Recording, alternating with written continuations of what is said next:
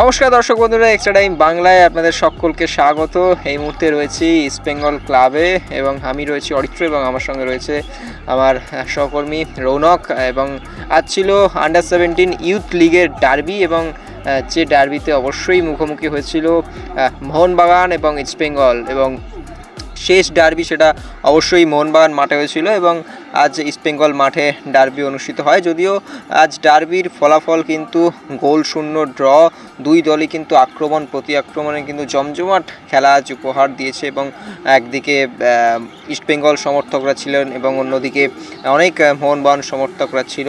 একদম জমজমাটভাবে কিন্তু আজ ডার্বির এই সময়টা শেষ হয় এবং এই ম্যাচ নিয়ে আমরা বিস্তারিত আলোচনা করব।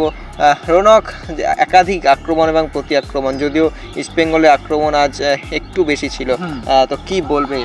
দেখো, প্রথমে যদি বলি সেটা হচ্ছে মোহনবাগানের আর ইস্ট বেঙ্গলে খেলা তো মাঠে হয়েছে, কিন্তু তার সাথে যে দুই গ্যালারির যে খেলাটা হয়েছে সেটাও কিন্তু খুব উপভোগযোগ্য, কারণ দুই গ্যালারিতেই কিন্তু প্রচুর সমর্থক এসেছিলেন এবং পুরো 90 মিনিটে আমরা দেখলাম তারা দলের জন্য গান করেছেন, চ্যান্ট করেছেন। তো অবশ্যই সেটা একটা ভালো দিক, কারণ আন্ডার-17 খেলোয়াড়, তারা উঠতি খেলোয়াড়, তারা যদি এই সাপোর্টটা পায় অবশ্যই একটা আত্মবিশ্বাস পাবে। এবং ম্যাচ নিয়ে যদি বলি, অবশ্যই প্রথম যে ডার্বিটা হয়েছিল আন্ডার-17, সেখানে ইস্ট বেঙ্গল 4 গোলে জিতেছিল ঠিকই, কিন্তু দুটো দলের খেলা অন্যরকম ছিল। আজকে আমি বলবো মোহনবাগানের ডিফেন্স আগের ম্যাচের থেকে বেটার, লাস্ট কয়েক ম্যাচ ধরেই ভালো ডিফেন্স করছে। কিন্তু ইস্ট বেঙ্গলের অ্যাটাক তো আমরা আগেও দেখেছি, যে আগের ম্যাচে যদি বলি ইউনাইটেড স্পোর্টস সেখানে 2 গোলে পিছিয়ে শেষ মুহূর্তে গিয়ে 3টে গোল। তো অ্যাটাক ভালো, ইস্ট বেঙ্গলের ডিফেন্স আগের তুলনায় আমি বলবো ইস্ট বেঙ্গল আছে ডিফেন্স ভালো, কারণ অর্থাৎ দুটো টিমেরই রক্ষণভাগা যে শক্তিশালী ছিল, যার জন্য গোল সেভাবে ওপেন হয়নি। হ্যাঁ, ইস্ট বেঙ্গল কয়েকটা ভালো ওপেন করেছিল, সেই ক্ষেত্রে মোহনবাগান একটা শেষের দিকে 2-1টা ভালো অ্যাটাক, কাউন্টার অ্যাটাক উঠেছে। আমার মনে হয় সময় দেওয়া দরকার খেলোয়াড়দের, কারণ কিছু ক্ষেত্রে মনে হয়েছে যে ডিসিশন মেকিংয়ে একটু সমস্যা হয়েছে এবং অবশ্যই এখনও তারা ফুল ফিট নয়, মানে সবে তো উঠতি খেলোয়াড়, এখনও সেই টেকনিক জো প্লেয়ার, তো ইনজুরির একটা ব্যাপার রয়েছে। এবং তার সাথে যদি বলি, এখন দুটো টিমেরই কিন্তু পয়েন্ট সংখ্যা সমান, এখনও 7 ম্যাচ হয়ে গেছে আর 3টে করে ম্যাচ বাকি। এবং এক্ষেত্রে বলে রাখা ভালো, গোল ডিফারেন্স বা বলুন হেড টু হেড সব দিক দিয়ে কিন্তু ইস্ট বেঙ্গল মোহনবাগান থেকে এগিয়ে, তো ইস্ট বেঙ্গল এখনও গ্রুপ টপে আছে। এটা হচ্ছে আজকের ম্যাচের যদি আমরা বিবরণ দিই। এবং অন্যদিকে আমরা আরেকটা ভিডিওতে অবশ্যই তুলে দেবো অরিত্র, সেটা হচ্ছে একদিকে যেমন ইস্ট বেঙ্গলের যুব খেলোয়াড়রা খেলছিল, একদমই অন্যদিকে কিন্তু সিনিয়র খেলোয়াড়রা খেলছে একই সময়, মানে 180 মিনিটের খেলা বন্ধুরা ইস্ট বেঙ্গল সমর্থকরা এক সময় দেখছিলেন। এবং একদিকে যেমন এখানেও সাপোর্ট করছিলেন, ওইদিকে মোবাইলে খেলা দেখে যখনই গোল হয়েছে আমরা দেখতে পেয়েছি, আনন্দে ভেসে উঠেছে, গোল খেলে হতাশায় ডুবে গেছেন, এরকমই একটা ব্যাপার হয়েছে। এবং যদি এই ম্যাচে মানে বলা যেতে পারে যে শরীরটা এখানে রয়েছে, মনটা পড়ে রয়েছে কলিঙ্গে। হ্যাঁ, ওনাদের বক্তব্য আমি জিজ্ঞাসা করেছিলাম এই প্রশ্নটা, বলছে মন দুদিকেই আছে, এটা খুব ভালো দিক। মন অবশ্যই দুদিকে থাকাই ভালো। সিনিয়র টিমকে তো অবশ্যই সাপোর্ট করবে, অনেক সাপোর্টার গেছেনও, কিন্তু যুব দলকে সাপোর্ট করা এরকম একটা দুপুরবেলার ম্যাচে অবশ্যই এটা প্রশংসনীয়, এবং সেটা দু দলের ক্ষেত্রেই তাই। এবং যদি ম্যাচ শেষের কথা বলি, দু দলের আমরা কোচের কাছে গেছিলাম। প্রথমে মোহনবাগান কোচ বাস্তব রায়, তিনি বলছেন এই যে আমরা ডার্বি করছি, তিনি কিন্তু এই আন্ডার-17 ম্যাচ, এই যে মোহনবাগান ইস্ট বেঙ্গল ম্যাচ, সেটাকে ডার্বি মানতে নারাজ। কারণ বলছেন সবে তারা উঠতি খেলোয়াড়, এখনও যদি আমরা সেই ডার্বির চাপটা দিয়ে দিই, খেলোয়াড়রা অনেকটা চাপে পড়ে যাবেন। তো তিনি সেই ডার্বি, যে জিনিসটা ডার্বি হচ্ছে, উনি বলছেন ডার্বি হচ্ছে ISL, ডার্বি হচ্ছে ডুরান্ড কাপ, ডার্বি হচ্ছে যে সুপার কাপ চলছে, সেগুলো হচ্ছে ডার্বি। এটাকে রোমায় দেখবেন না, এটা তার একটা আবেদন বা তার একটা অনুরোধ বলতে পারো। এবং অবশ্যই তিনি একটা কথা বলেছেন, তার ডিফেন্স নিয়ে তিনি খুব খুশি, এটা তার স্ট্রং পয়েন্ট হয়ে দাঁড়িয়েছে।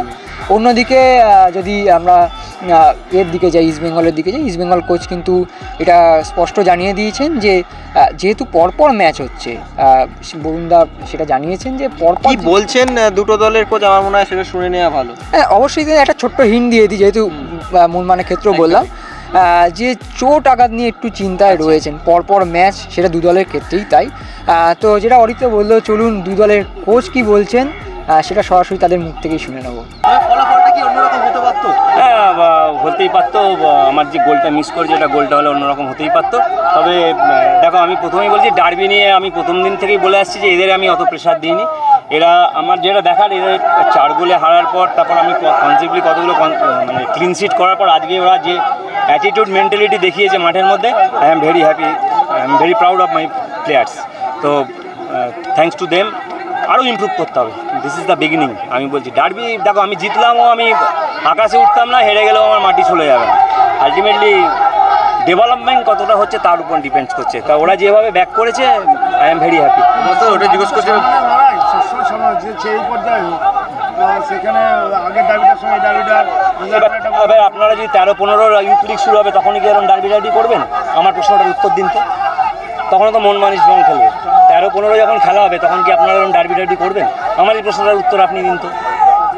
বলুন আপনি কি উত্তর দেবেন। সব derby, IFDL derby, I league derby, ISL derby, super cup derby, that is the derby. এদের কি ডার্বি? এরা দুটো ম্যাচ খেললো সব ইস্ট বেঙ্গল মোহনবাগান। অসুবিধা তোমার এই টিমটা যেটা তোমার খেললো, এই টিমটার কি ডিফেন্সিভ থার্ড থেকে গোলকিপার এটাই তোমার স্ট্রং পয়েন্ট? মানে এটাই কি মানে আমার প্রতিটা ছেলে স্ট্রং পয়েন্ট। না পজিটিভ আমার টোটাল টিম পজিটিভ। আমি নেগেটিভ পয়েন্ট কখনো বলবো না। আমার নেগেটিভ পয়েন্ট অবশ্যই আছে, কিন্তু সেগুলো তো আমি বলবো না। তবে 6টা ম্যাচ, 7টার মধ্যে 6টা ম্যাচ ক্লিন শিট হলো। আমার মিডফিল্ড ডিফেন্সিভ থেকে ডিফেন্স গোলকিপারকে ক্রেডিট দিতেই হবে। যেটা ম্যাচ ড্র বলতে হয়, কিন্তু আমাদের অ্যাকচুয়ালি কী হয়েছে, এত ঘন ঘন ম্যাচ, প্লেয়াররা ইঞ্জুরি হচ্ছে। মানে আমার আজকে ইঞ্জুরি প্লাস কাল, এবং খেলা এমন একটা লাস্ট ম্যাচটা দেখেছেন আপনারা সবাই, যে আমরা 2 গোলে পিছিয়েও 3 গোল, মানে not a matter of joke, last 7 minutes only. So সেই চাপটা পড়ার পরে আজকের আবার একটা বড় ম্যাচ, তার জন্য আমরা গোলেরও চান্স ক্রিয়েট করেছি। যে এই না যে বলবো যে আমরা ডিফেন্সিভ খেলেছি, আমাদের ছেলেরা প্লে অ্যাটাকিংয়ে গেছে, বাট গোল আসেনি। এটাই। এটা কি জটিল হলো? না, জটিল আমাদের কিছু হয়নি। আমাদের আর লাস্ট 3 ম্যাচ বাকি আছে, 2টো অ্যাওয়ে 1টা হোম। ঠিক আছে, লাস্ট ম্যাচ মহাবাডান, 2টো অ্যাওয়ে, একটা প্ল্যানিং করেই যাবো আমরা এগিয়ে। Extra time.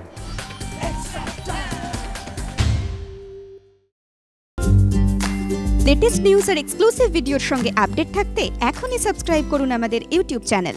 বেল আইকনে ক্লিক করতে ভুলবেন না যেন।